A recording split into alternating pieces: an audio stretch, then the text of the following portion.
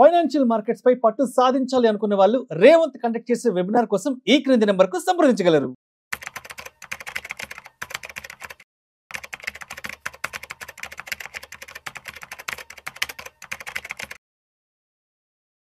Welcome to Vishnu Talks. నేను విష్ణు. ప్రస్తుతం నాతో పాటు NISM and Crisil certified wealth manager Revanth Chalamala ఉన్నారు. వారితో మాట్లాడదాం. నమస్తే రేవంత్. నమస్తే అండి. So Revanth, welcome to Vishnu Talks. Thank you sir. So Revanth, ఈ వీడియోలో ఇవాళ పర్టికులర్గా హోమ్ లోన్కి సంబంధించి ఒక కేస్ స్టడీ గురించి డీటెయిల్గా మాట్లాడుకుందాం రేవంత్. షూర్. సో ఒక ఫ్యామిలీ ₹1 కోటి లోన్ EMI తీసుకొని ఒక 20 సంవత్సరాల లోన్ టెన్యూర్ పెట్టుకొని ఒక ఇల్లు కొన్నారు రేవంత్. ఓకే అండి. 5 సంవత్సరాల పాటు EMI కొట్టుకుంటూ పోతున్నారు.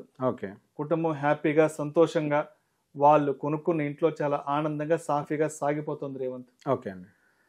5 సంవత్సరాల తర్వాత ఒకరోజు ఆ ఇంటి పెద్ద, ఆ కుటుంబ పెద్ద ఎవరైతే ఉన్నారో ఆయన ఆకస్మిక మరణానికి గురయ్యారు. ఓకే. అంటే అది రోడ్డు ప్రమాదం జరుగుండొచ్చు, లేదంటే ఏదైనా కార్డియాక్ అరెస్ట్ వచ్చి ఆ ఇంటి పెద్ద మరణించడమో, లేదంటే రోడ్డు ప్రమాదం వల్ల పూర్తిగా అంగవైకల్యం చెంది ఆయన మంచాన పడ్డము, బయటికి వెళ్ళి ఉద్యోగం చేయలేని పరిస్థితికి వచ్చేసింది ఆ కుటుంబం. మరి ఇప్పుడు ఏంటి ఆ ఫ్యామిలీ పరిస్థితి? ఇంకొక 15 సంవత్సరాల పాటు లోన్ కట్టాలి. మొత్తం 20 సంవత్సరాలు లోన్ తీసుకున్నారు, దాంట్లో 5 years కట్టేసేసారు. సో 6th year ఈ విధంగా జరిగింది. ఇంకొక 15 ఏళ్ల పాటు EMI కట్టాలి. ఇప్పుడు ఏంటి ఆ ఇంటి పరిస్థితి ఏంటి, ఆ ఇంట్లో వాళ్ళ పరిస్థితి ఏంటి? ఇంకో 15 సంవత్సరాల పాటు EMI కట్టాల్సిన బాకీ ఉంది కాబట్టి మరి ఇప్పుడు బ్యాంకు వాళ్ళ వైపు నుంచి ఎటువంటి ఇన్వాల్వ్మెంట్ ఉంటుందంటారు అసలు? సో ఇది యాక్చువల్గా ఒక పెద్ద ఛాలెంజింగ్ పాయింట్ ఇక్కడ. సో చాలామంది ఎన్నో సంవత్సరాలు కలకని ఒక అందమైన ఇల్లుని వాళ్ళు నిర్మించుకోవటము, కొనుక్కోవటం లాంటిది అనేది ఒక పెద్ద కళ. ఒక సామాన్యుడి జీవితంలో నేను ఒక దాన్ని నేను అచీవ్ చేయాలి అని అంటే ఉంది అని అంటే అది ఇల్లే. ఒక సొంత ఇల్లు, మన ఇంట్లో మనం ఉండడం. ఎగ్జాక్ట్లీ. సొంత ఇల్లు అనేది ఒక లైఫ్ టైం అచీవ్మెంట్ ఒక సామాన్యుడికి. దాన్ని అచీవ్ చేసే ఈ ప్రక్రియలో సహజంగా అంత డబ్బుని ఒకేసారి జేబుల్లోంచి తీసి కట్టేటువంటి పరిస్థితి లేదు కాబట్టి మనకి లోన్ సిస్టమ్ అనేది మార్కెట్లోకి వచ్చింది. ఇక్కడ ఒక మంచి విషయం ఏంటి అని అంటే, ఒక సొంత ఇల్లు కొనుక్కోవటము, కట్టటము అనేది ఒకప్పుడు అసలు చాలామందికి సాధ్యమయ్యేది కాదు. కానీ ఇప్పుడు ఈ లోన్ వచ్చిన తర్వాత, ఈ లోన్ ఫెసిలిటీస్ వచ్చిన తర్వాత చాలామంది వాళ్ళ సొంత ఇంటి కలని నెరవేర్చుకుంటున్నారు. ఎర్లీ ఏజెస్లోనే వాళ్ళు చాలామంది 30-35 సంవత్సరాల వయసులోనే హైదరాబాద్ లాంటి మహానగరంలో మీరు చెప్పినట్టుగా ₹1 కోటి, ₹1.5 కోటి పెట్టి ఒక మంచి హౌస్, ఇల్లు కొనుక్కోవటము.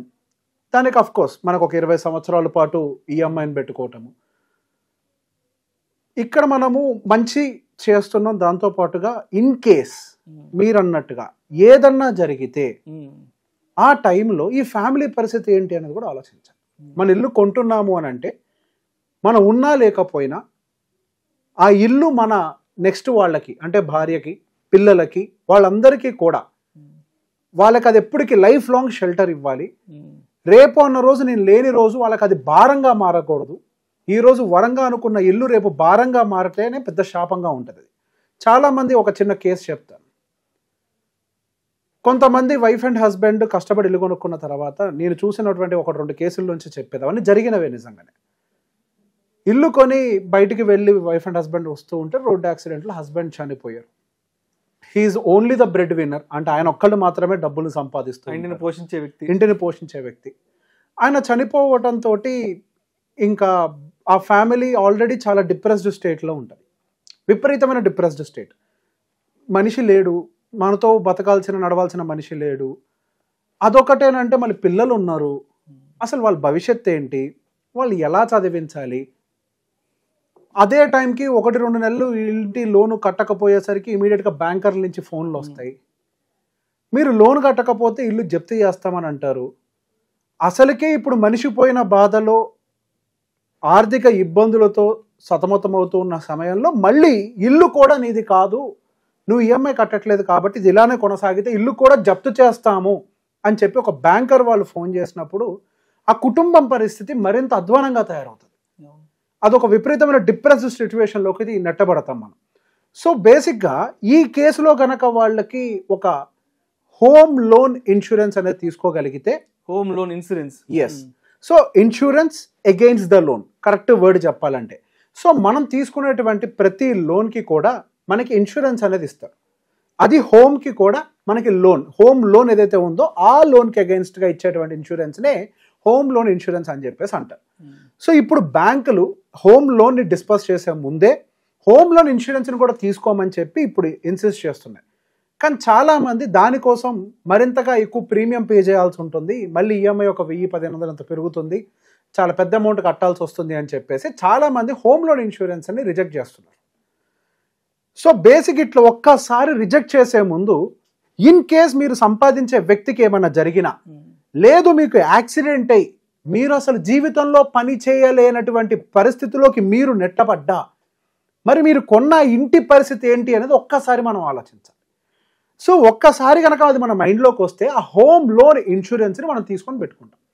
మనకు హోమ్ లోన్ ఇన్సూరెన్స్ అనేది 2 సందర్భాల్లో మనకు ఉపయోగపడుతుంది.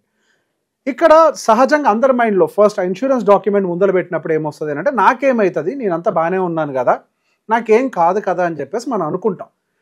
ఒక్కసారి ఆ ఇన్సూరెన్స్ డాక్యుమెంట్ మనం ముందర పెట్టినప్పుడు ఇన్ కేస్ నేను ఈ లోన్ తీసుకున్న తర్వాత, ఆ లోన్ సంబంధించి అంత డిస్బర్స్మెంట్ జరిగి ఇల్లు తీసుకున్న తర్వాత కొంత సమయంలో నాకు ఏదైనా జరిగితే నెక్స్ట్ నా భార్యా పిల్లల పరిస్థితి ఏంటి, ఆ ఇల్లు కూడా వాళ్ళకి సొంతం అవుతుందా లేదా, ఒకవేళ వాళ్ళకి ఆ ఇల్లు కనుక సొంతం కాకపోతే వాళ్ళు ఎక్కడ ఉండాల్సి వస్తుంది, వాళ్ళని పట్టించుకునే వాళ్ళు ఎవరు, ఇది ఒక్కసారి మైండ్లోకి తెచ్చుకున్నారు అనుకోండి, ఆ ఇల్లు వాళ్ళకి మీకు ఏదైనా జరిగిన పరిస్థితిలో సొంతం అయ్యేందుకు మీరు ఫస్ట్ హోమ్ లోన్ ఇన్సూరెన్స్ అనేది తీసుకుంటారు.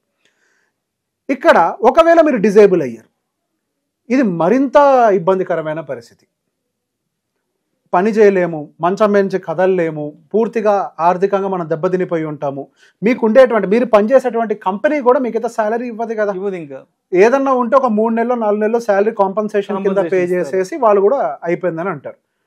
కానీ అక్కడి నుంచి మాత్రం మీకు ఇల్లు అయితే ఉండాలి కదా. సో ఆ ఇల్లు ఉండాలన్నా కానీ సో డిజేబిలిటీకి సంబంధించి కూడా ఇన్సూరెన్స్లో రైడర్లు ఉన్నాయా లేదా మీరు చెక్ చేసుకొని తీరాలి కంపల్సరీ. మీకు ఏదైనా జరిగిన యాక్సిడెంట్లో మీరు ఇక లైఫ్ లాంగ్ పనిచేయలేనటువంటి పరిస్థితుల్లోకి నెట్టబడితే మీకు డిజేబిలిటీ రైడర్ ద్వారా కూడా హోమ్ లోన్ని వాళ్ళు క్లియర్ చేసే ప్రయత్నం చేస్తారు. సో ఇక్కడ ఇంకొక కొన్ని సమస్యలు ఏంటి అంటే కొంతమంది ఆల్రెడీ లోన్లు తీసేసుకున్నారు. నేను చాలామందితో మాట్లాడుతున్నప్పుడు అబ్జర్వ్ చేసింది, లోన్ అయితే తీసుకున్నారు కానీ లోన్కి ఇన్సూరెన్స్ అప్పుడు నేను తీసుకోలేదని చెప్పేసి అన్నారు.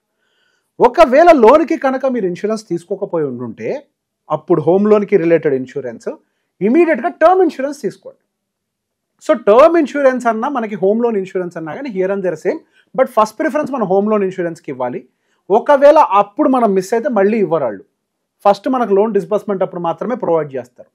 లేదు అప్పుడు మిస్ అయ్యాము అని అంటే మాత్రం మీకు ఎగ్జిస్టింగ్గా ఉండేటువంటి టర్మ్ ఇన్సూరెన్స్ కాకుండా అడిషనల్గా మీకు ఇక్కడ ఎంత అవుట్ స్టాండింగ్ లోన్ ఉందో దానికి సరిపడా టర్మ్ ఇన్సూరెన్స్ అడిషనల్గా తీసుకొని పెట్టుకోండి. ఒకవేళ అది మిస్ అయితే ఇంకా మిస్ అయిపోయిందని మనం బాధపడాల్సిన అవసరం ఏం లేదు. వీ హ్యావ్ అదర్ ఆప్షన్స్, అంటే సప్లిమెంట్. ఇది ఎండ్ ఆఫ్ ద డే ఒక హోమ్ లోన్ ఇన్సూరెన్స్ ఇచ్చేంత ప్రొటెక్షన్ టర్మ్ ఇన్సూరెన్స్ ఇవ్వకపోవచ్చేమో కానీ బట్ ఇట్స్ సప్లిమెంట్. అసలు లేని దానికంటే కూడా ఇది చాలా మంచి ఆప్షన్గా పనిచేస్తుంది.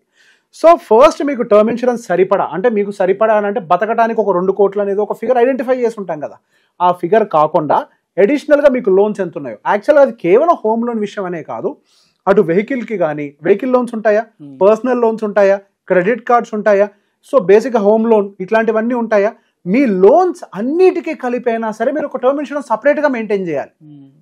మీ ఫ్యామిలీ బతకడం కోసం సపరేట్గా ఉండాలి, మళ్ళీ ఏవైతే లోన్స్ ఉన్నాయో వాటిని క్లియర్ చేయడానికి కూడా సపరేట్గా ఉండాలి. రేపు మీకు ఏదన్నా జరిగితే కేవలం హోమ్ లోన్ బ్యాంక్ కూడా ఫోన్ చేస్తాడా, కార్ లోన్ ఫోన్ చేస్తాడు, పర్సనల్ లోన్ ఫోన్ చేస్తాడు, క్రెడిట్ కార్డు వాడు ఫోన్ చేస్తారు. మనిషి లేడంటే వాళ్ళకేం సంబంధం లేదు కదా, వాళ్ళు ఏం చేయగలుగుతారు, వాళ్ళు ఉద్యోగులు, కంపెనీ నుంచి వచ్చిన ఆర్డర్ని వాళ్ళు ఫాలో అవడం తప్పించి వాళ్ళు ఏం చేయలేరు.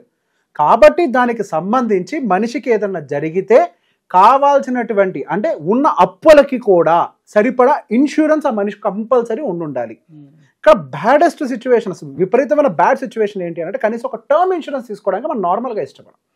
ఇన్సూరెన్స్ని ఎప్పుడైతే మనం ఒక ఖర్చులాగా చూస్తామో కన్సిడర్ మనం ఇంకా జీవితంలో ఎప్పటికీ కూడా సెక్యూర్గా లేనట్టే. ఎప్పుడైతే ఇన్సూరెన్స్ని మన ఇన్వెస్ట్మెంట్లో భాగం కింద మీరు ట్రీట్ చేస్తారో అప్పుడు మీ జీవితం యాక్చువల్గా సెక్యూర్డ్ అయినట్టుగా.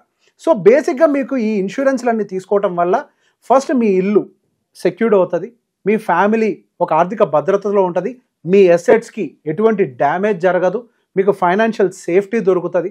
సో బేసిక్గా అందుకే మనకి ఇన్సూరెన్స్ అనేది. సో ఇన్సూరెన్స్కి సంబంధించి నా క్లయింట్స్కి ఈ విధంగా చెప్తా, సార్ ఇన్సూరెన్స్ని మీరు ఎక్స్పెన్సెస్ కింద చూడకండి, దాన్ని ఒక వెల్త్ క్రియేషన్ కింద చూడండి. ఎందుకు? ఏదన్నా జరిగితే ఏం చేస్తారు? మీ దగ్గర ఉన్న ఇన్వెస్ట్మెంట్స్ అన్నిటినీ అమ్మేసి కదా మీరు అక్కడ ఖర్చు పెట్టాల్సింది. సో ఇప్పుడు మీరు తీసుకున్నటువంటి ఇన్సూరెన్స్ మీకా, మీ సంపాదించిన డబ్బులకా? మీ వెల్త్ ప్రొటెక్ట్ అవ్వాలి అన్నా కానీ మీకు ఇన్సూరెన్స్ ఉండాలి. మనిషి జీవితంలో uncertainty is most common. Uncertainty లేని జీవితమే ఈ భూమి మీద ఉండదు.